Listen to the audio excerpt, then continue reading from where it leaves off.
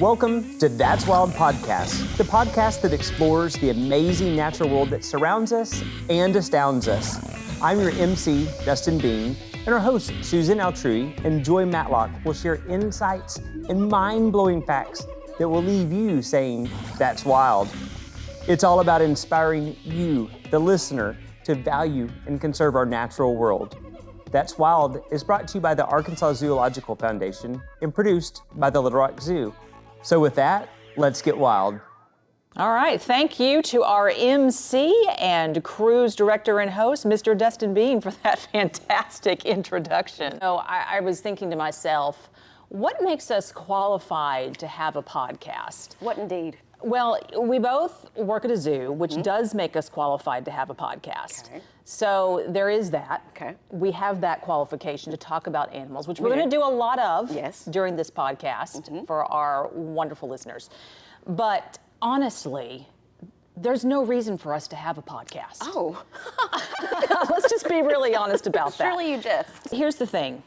We are 100% qualified to have a podcast because everyone has a podcast. And we're days. everyone. And we are everyone. So I'm really glad that we have a podcast because we actually have some really interesting things to say.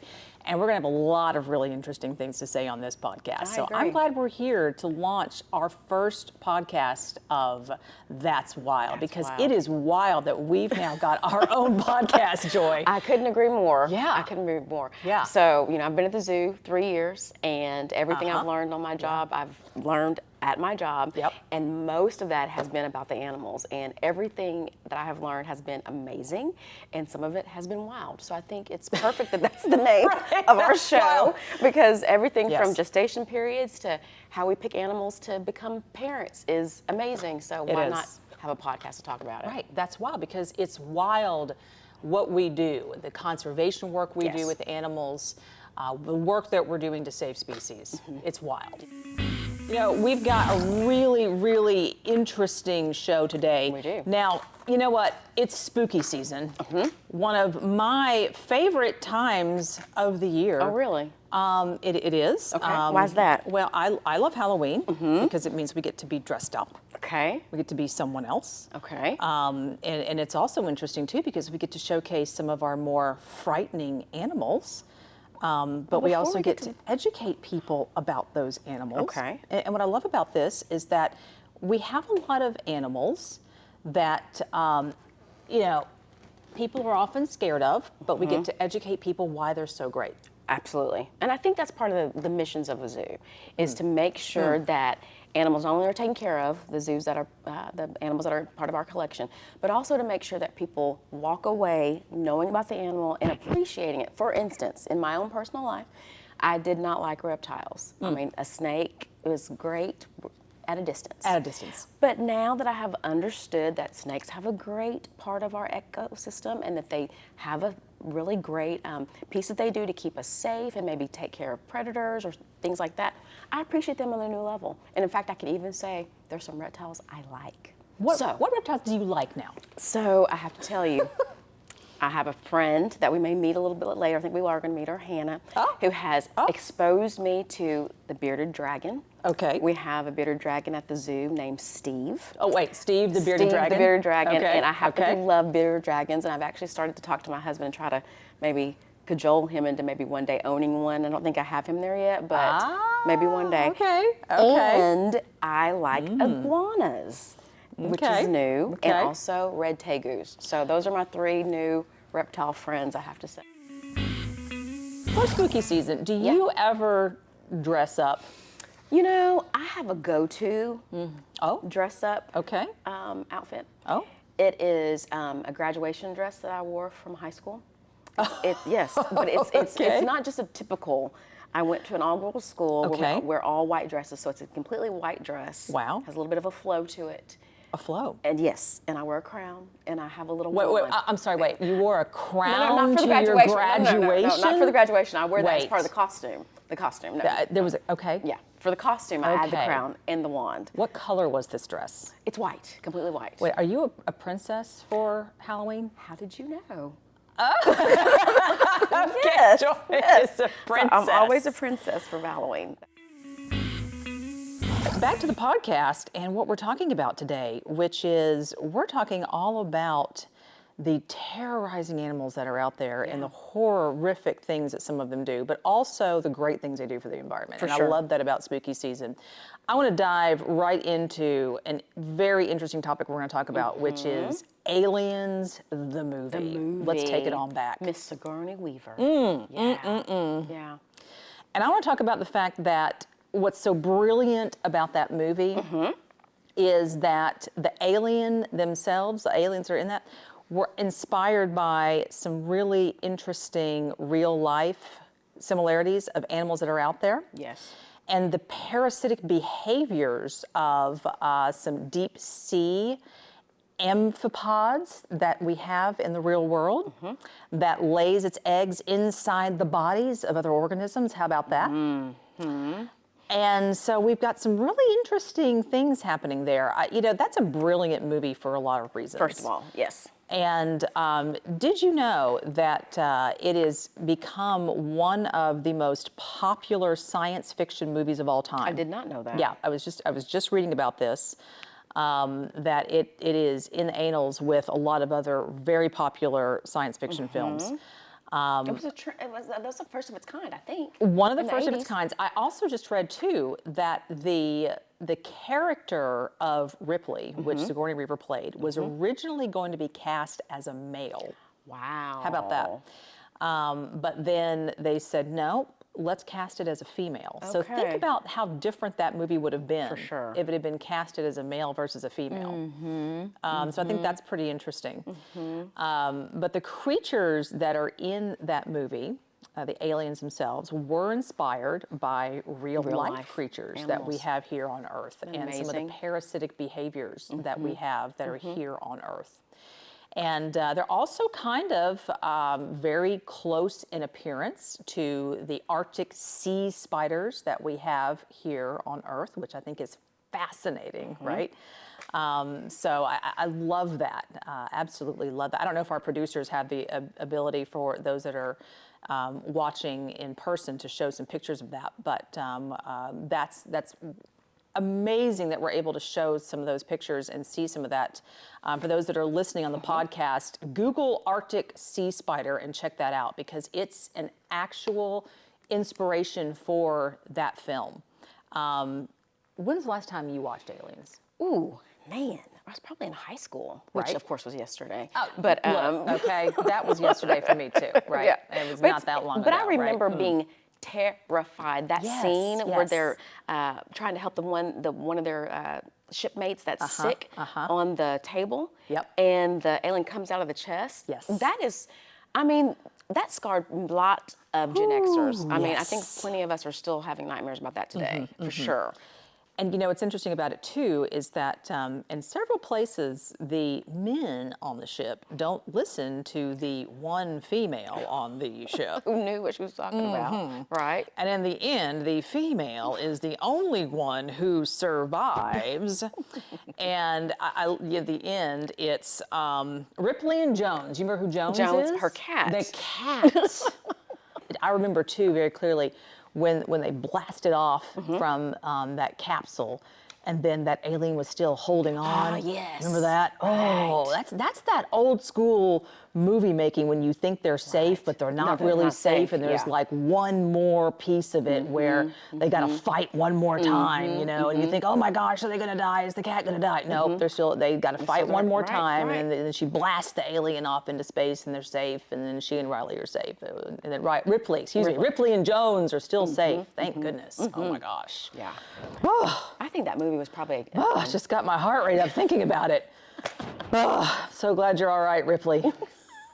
And yes, we are. And they just did some, they've done lots of kind of part twos and part threes Yeah. of that movie. I think there was one that came out recently, Yeah, last year or but two. nothing like the original, though. Yeah, nothing like the original. Nothing like the original. But I mean, I think she was one of the first Oh my female gosh. heroes for movies, and that became a kind of an archetype that we see a lot. So here's some other animals that also came from, that inspired that film. Okay. The goblin shark. Did you even know there was a goblin shark? No. Nope, me either. I mean, isn't that interesting?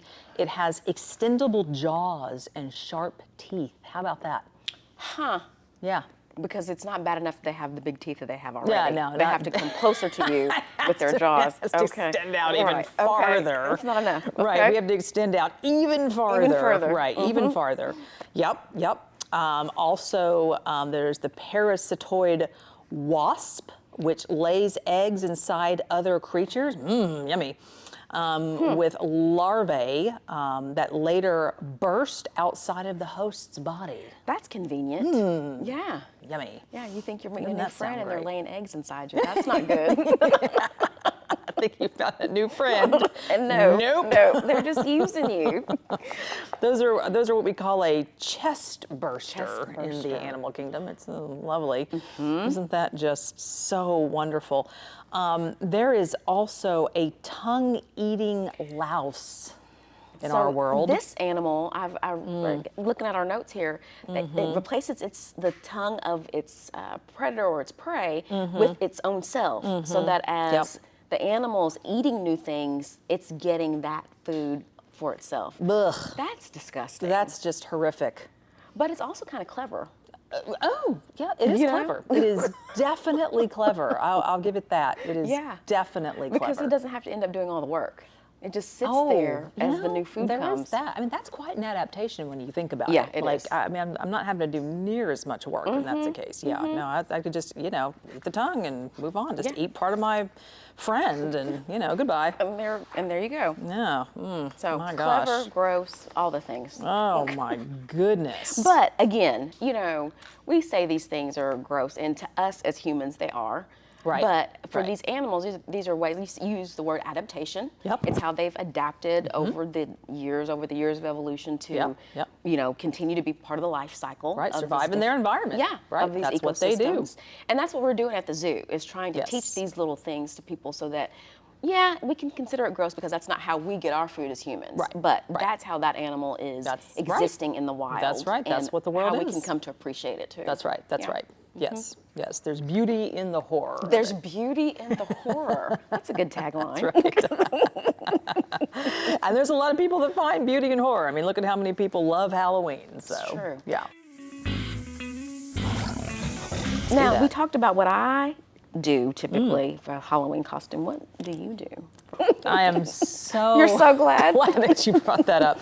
I like Halloween. I also too like to dress up. So this year's costume, This year's.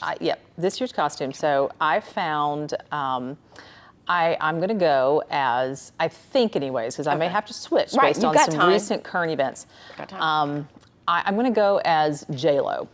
I found the J-Lo Grammys 2000 dress. The green thing? Yes, oh, ma'am. Right. The dip Which V. means that, body, yada, yada. I got to get things together in the next, 2 to 3 weeks to really wear this dress. Yeah.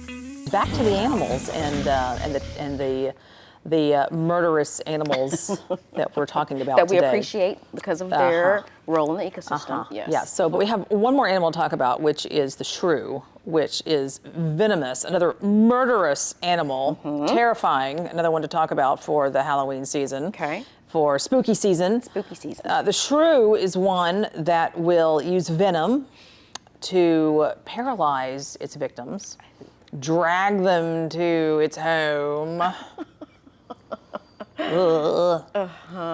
And keeps its victims alive for a time while it feasts upon its victim. Oh my, that is spooky. Slowly freaky. feasting on its victim and keeping it alive.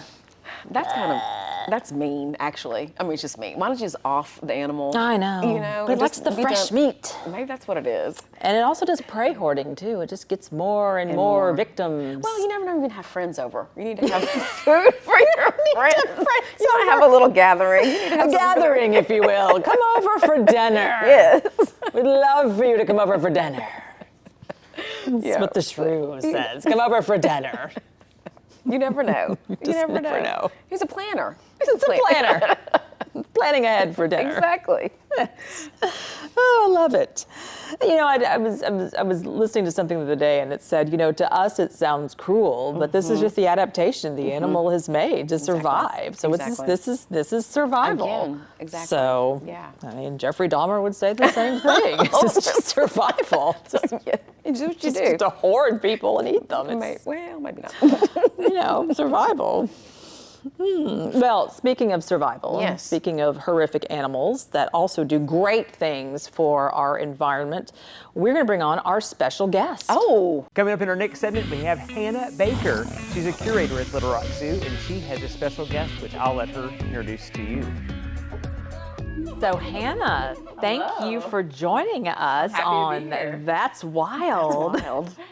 So tell us a little bit about yourself. Okay, well, what do you want to know about me? My name's Hannah.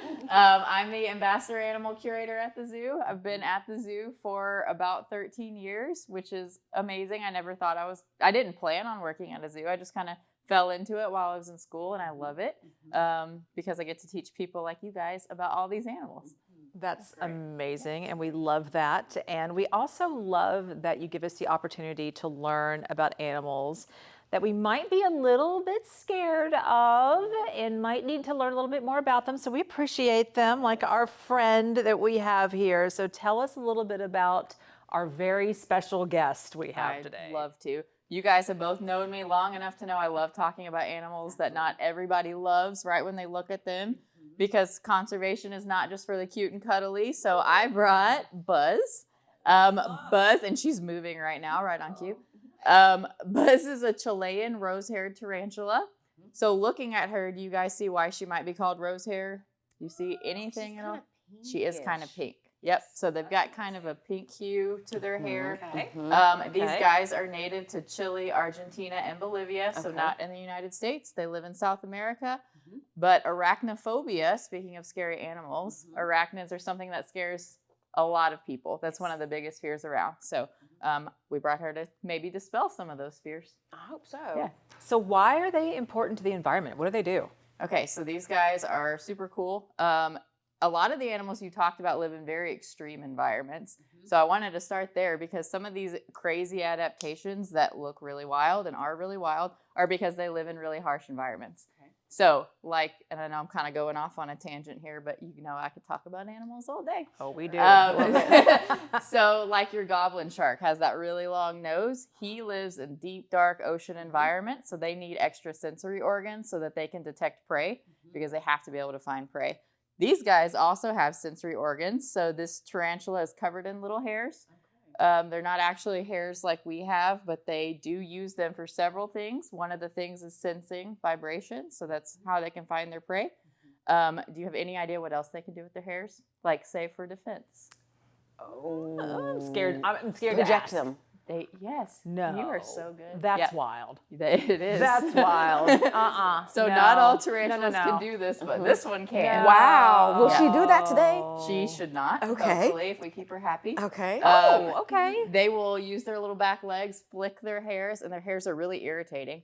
So they flick them into the eyes or the mouths or whatever the predator is. And it almost, I've been flicked by their hairs before. It feels like fiberglass. It's just really, really irritating. Wow. So that's one of their defenses. So what did you do to make it upset that it flicked its hairs at I you?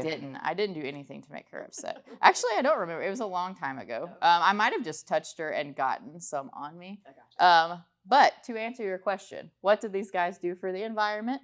Spiders and tarantulas are invaluable for controlling pest populations. So they're not everybody's favorite, but they do eat bugs. They eat pests. A lot of these pests destroy crops. So you really need these guys around for humans. So they're important for agriculture and things of that sort. Yep. That's amazing. That's wild. That is It wild. is wild. Yeah. That is wild. So is the Little Rock Zoo doing things to conserve this particular species of tarantula? So this species is not endangered in the wild. Okay. We do have one species of tarantula in Arkansas, are also not endangered. It's actually called the Texas brown tarantula or the Arkansas chocolate tarantula. They don't need our help, luckily, but they do need people to care about them because they're not cute and cuddly. So what we are doing is taking animals like snakes or tarantulas like Buzz and teaching people that even though they are a lot different than us, because people tend to be afraid of the things that are not familiar to them. That has with people and with animals, like that goes in many different directions. But getting you guys up close to see that she's not actually going to do anything. This is a really docile animal that's not going to chase you down. She's not going to hurt you. We use these guys to educate about that. In fact, I looked up. There's never been a tarantula death ever for humans. Oh, wow. They've never caused any sort of human fatality. So even though they look really, really scary, they're totally harmless. That's awesome. She's coming to say hi, so we're she just is. gonna pop this Make back sure on. she stays in her house. Make sure she stays in her little home. Yes. That's amazing. That's wild. It is Love that about wild. her. Absolutely. She actually is love kind of that. cute, actually. Some people do think they're cute because they are fuzzy. And she's actually standing up right now, so you can see this. I'll see if you guys can look at it.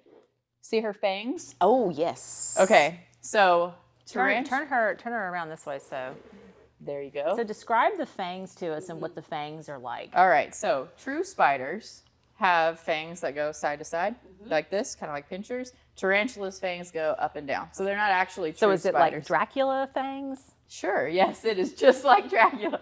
Yeah, they do use it to inject into their prey. Yeah. So they are ambush predators. Sorry, rephrase. They're not ambush predators. They actually are pursuit predators. So they hunt their food. Okay. So they do not sit and wait. They chase down their food that they feel with these little hairs, the vibrations. They jump onto them. They inject those fangs into their prey's back or body, and then they liquefy the inside. Turn it into a nice little milkshake. Smoothie. Yep, exactly. Milkshake brings all the boys to the yard. Yep. And then they slurp it up. That is kind of gross. Very creative. Wow, and that's wild. Remind us again, what is their prey? So they'll eat bugs. Okay. They're pretty much going to eat anything they can catch that's smaller than them. So it's usually invertebrates. They might eat frogs. They might eat small reptiles. They might eat really small rodents. But yeah, anything they can. But mostly bugs. Wow, Okay. that's fascinating. I didn't know they ate rodents. Yeah, it's not like one of their main food sources. And there are over 1,000 species of tarantula in the world. Wow. They go from the size of your fingernail to the size of a dinner plate. Those tarantulas probably eat a lot bigger prey than she does. She's a pretty small tarantula. I'm still fixated on the fact that the prey are liquefied. That is wild to me that their prey get liquefied. They're paralyzed and then turned into a milkshake. Oh, Yep. Wow, that is something. But you said Arkansas's native tarantula is actually a Texas. Yeah, it's just called the Texas brown tarantula. Okay. They're found obviously in a lot more states than Arkansas and Texas, but people in Arkansas call them the Arkansas chocolate. So it's got a bunch of different common names, all the same species. And even though these guys are a little, oh, you guys look at this right here. See those two things sticking out of her abdomen? The back. Yep. Yeah. So those are her little spinnerets. So these guys do spin webs, but not like a spider does to catch So their describe food. for us what's sticking out from the back. Is that, are they like two little things sticking out from the back? Yeah, they two little things poking out. Yeah, they almost look like two little legs. Okay. But they're not legs. And she uses those to pull the webbing out, and they line their burrows with them. Oh, wow. So she makes it nice and comfy and homey. Okay. These guys are actually pretty good mothers. They lay their eggs, they wrap the eggs into an egg sac, and then they protect their eggs. So Wow. But you said it's not a web like a spider web. they just don't build webs to catch prey. It is just like that, though. I mean, same Awesome. stuff. Yeah. That's awesome, Hannah. This is amazing. She's pretty cool. Well, thank you for bringing this guest on for us. Of course. I'll have many others you guys will get to see soon. Yes. Thank you. Say bye, Buzz. Bye, Buzz. Thank you for hanging out. Joy, I'm just fascinated by everything that Hannah has just said. Mm-hmm. We've learned a lot today. We really have. I mean, everything that we have learned about animals today, the conservation of these species, the importance of these species, and yes, they are horrifying and murderous. Murderous. But important to the environment, important to ecosystems. We've learned about shrew and how that's an interesting way to collect one's prey and have dinner for later. We've learned about the louse and how that is an interesting way to, again, hide oneself and consume one's prey. So it's been an interesting walk through horrific I mean, the wildlife. tarantula, look, she cute. Let's just put it out there. cute. She was cute. Yeah, She cute. She was cute. She cute. Buzz was cute. The way she eats is not cute, but she cute. Yeah, she I was. really And enjoyed that. She was very docile and Yes. fun, and Yes. and maybe we'll take her out next time and play with her a little bit. Oh, maybe you can do that. Maybe. That's all you, Joy. That is not me. But no, it's been a great day. We've learned a lot. It has. I have loved this first episode. I'm so looking forward to our next episodes. We've got so much fun animal facts and conservation stories to tell. There's so many great stories to tell. What's going on with this, whatever you got going on here with this board? Oh, my clipboard? This is not Mr. Bean, what did you call this? I called it her steakhouse menu. I mean, what? It did the trick. It did the job. It held all my notes. I think our producers just threw that in your lap and said, we're going to just call this a clipboard. But I love the fact- creativity. Hold this whole thing up for I love the creativity of our team. For those that are watching on video, it is rather large. This and it is is definitely a steakhouse menu. It's large and in charge, and but this it gets is the job a done. picture So of winging it at its finest. I love that You you do were able what to you wing need it to with do. that. That's Yes. exactly what you did today. And we wung it through this whole thing. We did. And it was a wonderful episode. I'm wonderful. so glad we were able to do it. I don't know why I'm holding these glasses that I never put on throughout the whole entire thing. I'm gonna put them on now and yay. act like I'm really reading something. Wow, I can actually You can see read it. things a You lot can see. better. It tells That you helps, about doesn't it? my age. No, it's wow, it's unbelievable. I see you're holding some glasses Well, too. I wore mine in between the takes so that no one saw them on my face. Well, I didn't mean to call you out like that. So that's I didn't mean okay. to call you out like that. It's okay. And here's me trying to be J-Lo. I'm going to be J-Lo with the glasses. glasses. You think J-Lo wears glasses? She does. She's got to. She's got to. She's How got old to. is- She's in her She's 50s now, right? 53, Oh, I she think. definitely Yeah, she wears glasses. She's Yeah. got to wear readers. Yeah. There's no way Or maybe she she's had the doesn't wear LASIK so she doesn't have to wear them anymore. Maybe. Yeah. I bet she does. Maybe. You know, I mean, she's I got always tricks. wondered that, like, did you think she gets injections too? I'm sure she does several things that we know nothing of. Right. Several things. But she looks perfect. She does Just look about all the perfect. time. Okay, Yeah, good for moving her. on. Yay, J-Lo. Moving on. Yeah. Well, it's been great. So in summary, we're so happy that our audience was here to join us today. If you're listening, watching, whatever you're doing, we're so happy that you joined us. And happy that you're here too, Joy. Thank you for Thanks, joining Susan. me. Yeah. Thanks It's for been having this wild little to have party. you. It's been a wild day. It's been a wild It's been day. great. So shall we ask Dustin what's going on next? What's going on next, Dustin? Well, as we wrap up this Halloween special, we want to thank you for being a part of That's Wild.